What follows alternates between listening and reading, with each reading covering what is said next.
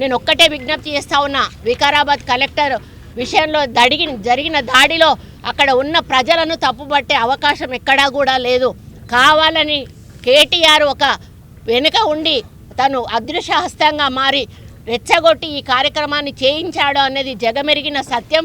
అందులో మీరు పావులైపోయారు. దయచేసి ఇక ముందు బీఆర్ఎస్ వాళ్ళు ఇటువంటి ప్లాన్లు చాలా చేస్తారు. ఎందుకంటే ప్రభుత్వాన్ని ఎదుర్కోవడానికి వాళ్ళకి ఎక్కడా కూడా ఏమీ దొరకట్లేదు. దొరకనప్పుడు ఏం చేస్తున్నారు, వాళ్ళు క్రియేట్ చేసి దాన్ని సీన్ చేస్తూ ఉన్నారు. ఈ విధంగా క్రియేట్ చేసి అమాయకులను బలి చేస్తూ ఉన్నారు. అదేవిధంగా ఈరోజు మరి సురేష్ను మీరు ఎందుకు అప్పచెప్పట్లేదు? ఆ రోజు సురేష్ బాజాప్తా కలెక్టర్ గారిని తీసుకెళ్లిన వ్యక్తి ఆయన. ఎందుకు తీసుకెళ్లాడో ఆయన చెప్పాల్సిన అవసరం ఉన్నది. 48 సార్లు ఒక వ్యక్తితోటి మాట్లాడి ఏం సంభాషణ జరిగిందో చెప్పాల్సిన అవసరం ఉన్నది. ఈరోజు విదేశాలలో దాచుకున్నటువంటి ఫోన్ ట్యాపింగ్కి సంబంధించిన అధికారులు వాళ్ళను కూడా రప్పించాల్సిన బాధ్యత మీ మీద ఉన్నది. ఇవన్నీ వదిలేసి మళ్ళీ ప్రభుత్వం మీద బురద జల్లే ప్రయత్నం చేస్తూ ఉన్నారు. ముఖ్యంగా ఇక్కడ చెప్పేది నేను ఒక్కటి ఏంటంటే, 10 సంవత్సరాలు ఒక మరి రాజుల్లాగా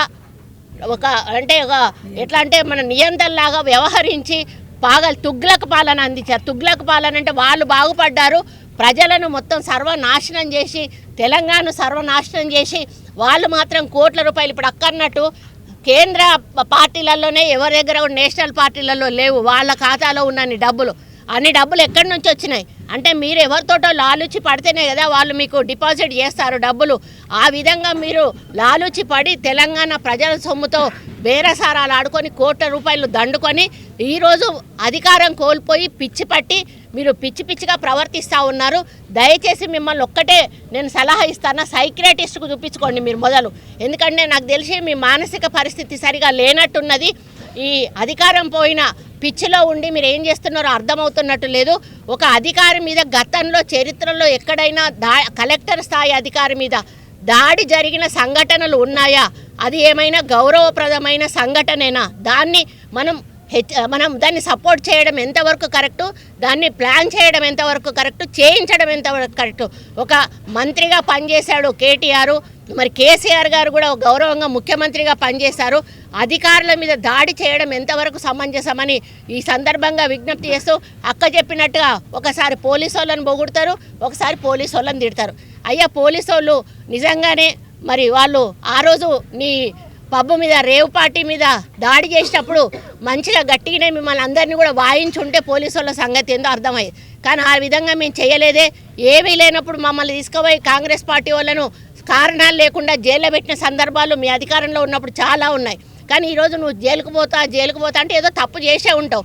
ఈరోజు నీ చుట్టూ 200 మంది ప్రైవేట్ సెక్యూరిటీని పెట్టుకొని వాళ్ళు పడుకోకుండా కాపలాగా ఇస్తున్నావు. ఎందుకు భయపడుతున్నావు? నువ్వేం తప్పు చేయనప్పుడు ఒంటరిగా ఎందుకు తిరగట్లేదు? రావడానికి ఎందుకు భయపడుతున్నావు? అంటే ఖచ్చితంగా కేటీఆర్ గారు తప్పు చేశారు. ఆయన ఇండైరెక్ట్గా ఆయన ప్రవర్తనను బట్టే తెలుస్తూ ఉంది. కాబట్టి నిజం నిరూపించేదాకా కూడా మేము ఏది కూడా యాక్షన్ తీసుకోము. అది గుర్తించాలి కేటీఆర్. మీలాగా ఏదో ఆరోపణ చేసి అరెస్టు చేసి లోపల పెట్టేటువంటి ప్రభుత్వం కాంగ్రెస్ ప్రభుత్వం కాదు. ఆధారాలతో నిరూపించబడ్డప్పుడు నువ్వు కాదు కేసీఆర్ అయినా కూడా మేము వెనకాడము. వాళ్ళు ఎవరైనా సరే లోపలేసేటువంటి కార్యక్రమం ఖచ్చితంగా జరుగుతుంది. అప్పటి వరకు దయచేసి తొందరపడకండి. మీరు మాట్లాడే ముందు దయచేసి ఆలోచించి కొంచెం ఒక పద్ధతి ప్రకారము విమర్శలు చేస్తే బాగుంటుంది. అధికార పార్టీ మీద కానీ అధికారుల మీద కానీ చేసేటప్పుడు కొంచెం జాగ్రత్తగా మాట్లాడితే బాగుంటుందని హెచ్చరిస్తూ, మరి ఈ సభను మరి చూసి కూడా తట్టుకోలేక ఇంకా కొన్ని కార్యక్రమాలు ఈ మధ్యలో కూడా చేయొచ్చు. వాళ్ళు ఏం చేసినా కూడా ఈ ప్రజాసభ ఆగదు. ఖచ్చితంగా ప్రజలు ఈ సభను విజయవంతం చేస్తారు. ఈ పునరంకిత సభ అనేది ఖచ్చితంగా జరుగుతుంది. మరి పెద్ద ఎత్తున జరుగుతుంది. చరిత్రలో నిలిచిపోయే విధంగా జరుగుతుంది.